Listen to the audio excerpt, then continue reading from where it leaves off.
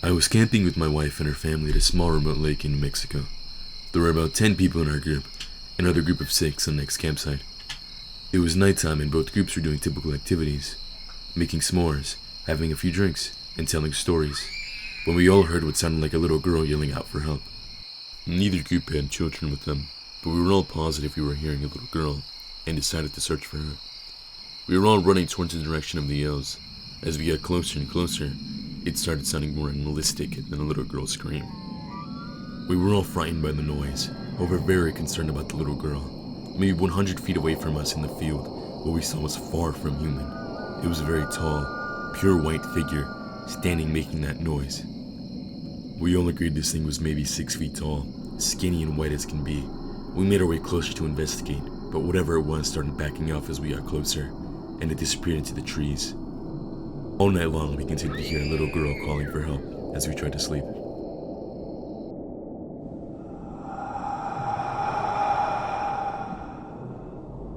I worked as a forensic nurse in a mental asylum. We had a patient, an older lady who swore she was being haunted by a demon.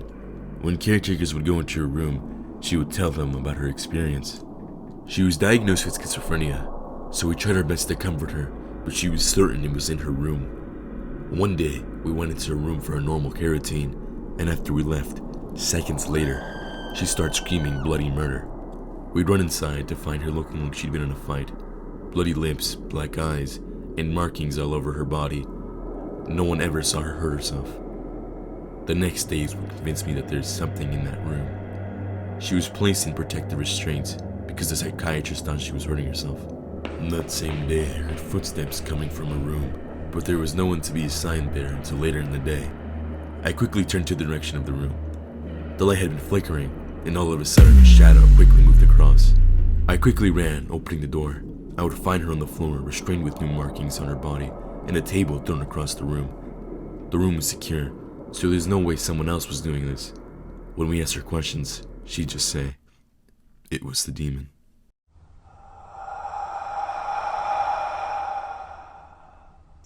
We were driving my friend's really old beat-up Subaru through a massive graveyard.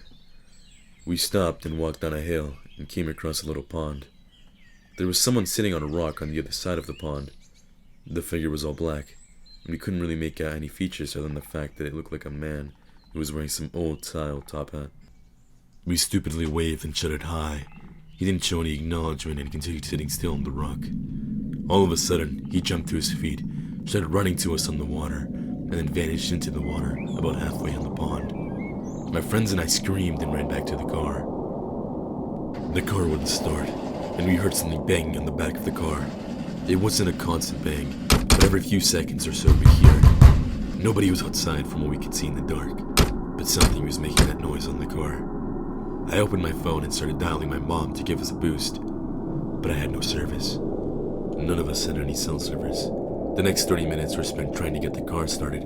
No banging was heard afterward, but we felt this heavy pressure around us. Finally, the car started and my friend hit the pedal to the metal. We sped out of the graveyard so fast, immediately crossing the gates. All of our phones regained cell service. One thing I know for certain is that someone or something was out there, and it was not an animal or a human.